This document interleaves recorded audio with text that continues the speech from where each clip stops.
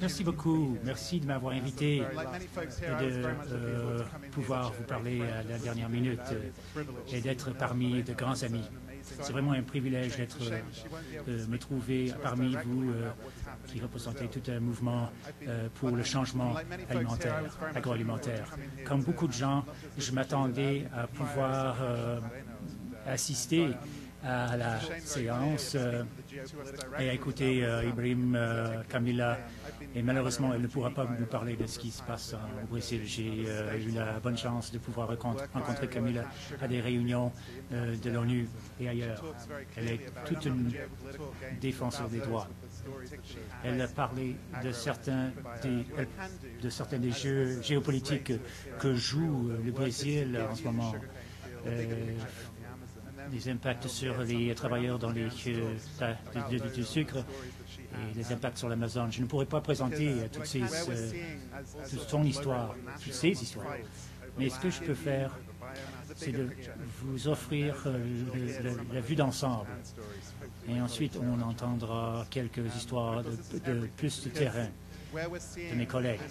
Parce que là où on voit beaucoup de luttes locales, nationales à propos de la biomasse et la terre, c'est là.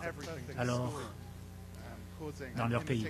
Alors, on parle ici de l'alimentation et surtout de la faim. Si on remonte 2 ans dans le temps, en 2008, beaucoup des gens les plus pauvres se trouvaient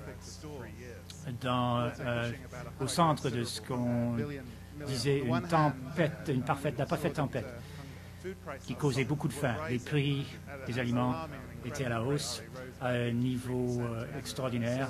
On a vu des hausses de 83% en 3 ans, qui a fait en sorte que 100 millions, qui a créé 100 millions de nouveaux affamés dans le monde, qui s'ajoutaient aux 800 millions qui sont déjà affamés. On a vu beaucoup d'émeutes à cause de cette crise.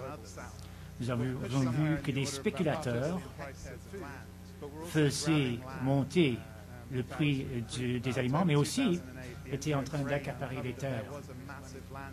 L'organisation Grain a découvert en 2008 cet accaparement des terres et que 18 milliards d'hectares étaient accaparés pour produire des aliments pour les pays du Nord et de l'argent aussi, en se faisant, expulsant les paysans de leurs terres ancestrales. Nous avons vu en même temps ce problème des biocombustibles.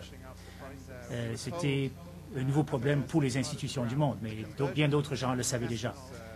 On nous disait que la convergence de l'huile de palme, l'huile de canola, de soja, la conversion de ces huiles en biocombustible y était pour beaucoup dans la hausse des prix des aliments et donnait de nouvelles raisons ou offrait de nouvelles explications pour ces nouveaux affamés.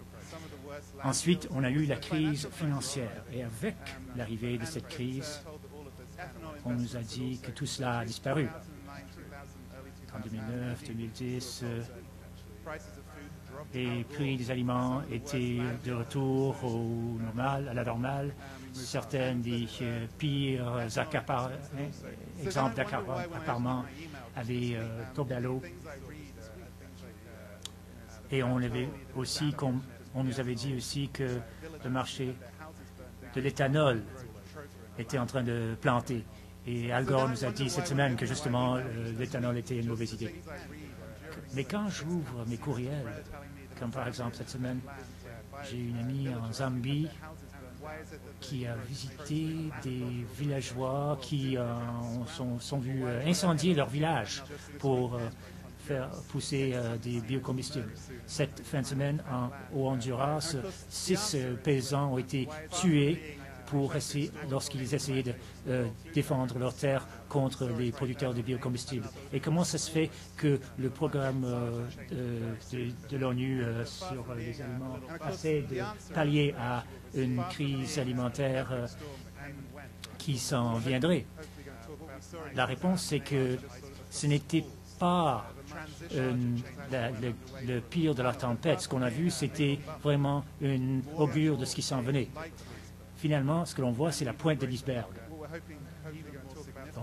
Et ce qu'on va dire ce soir, on va parler de cet iceberg, cette transition qui se perd dans le monde, qui rend de plus en plus probable l'apparition de plus en plus de faim et de plus en plus d'accaparement des terres et de destruction environnementale.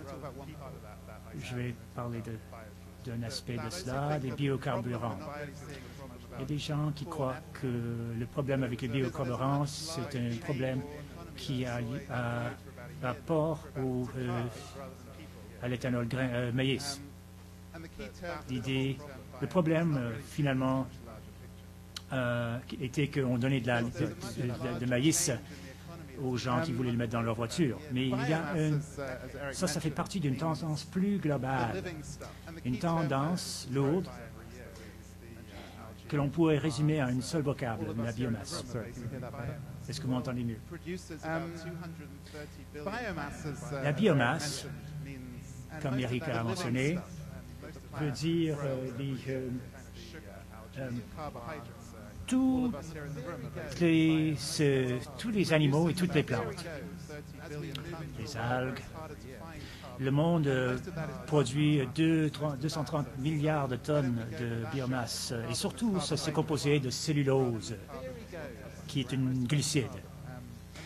Finalement, c'est le carbone. Ça résume ça. Et cela devient de plus en plus difficile de trouver des hydrocarbures, on devrait se tourner vers les glucides qui se trouvent dans les plantes. Les hydrocarbures fossiles. Alors, les glucides qui se trouvent dans les plantes et les hydrocarbures fossiles semblent être des choses très semblables. Effectivement, c'est la même chose. Le charbon, le gaz, ça représente des plantes fossilisées. Pourquoi pas, au lieu d'attendre des millions d'années pour les utiliser, pourquoi pas s'en servir maintenant, en prenant les plantes à cet effet? Alors, ce que l'on voit, on voit le début d'un accaparement de la biomasse terrestre qui se trouve sur Terre et non pas sous Terre. C'est cette biomasse verte que l'on dit, soi-disant verte. L'industrie s'intéresse à ça et ils disent que l'on peut baser nos économies sur le même principe. On n'a qu'à changer la matière énergétique que l'on utilise. Non pas le carbone noir, mais le carbone vert.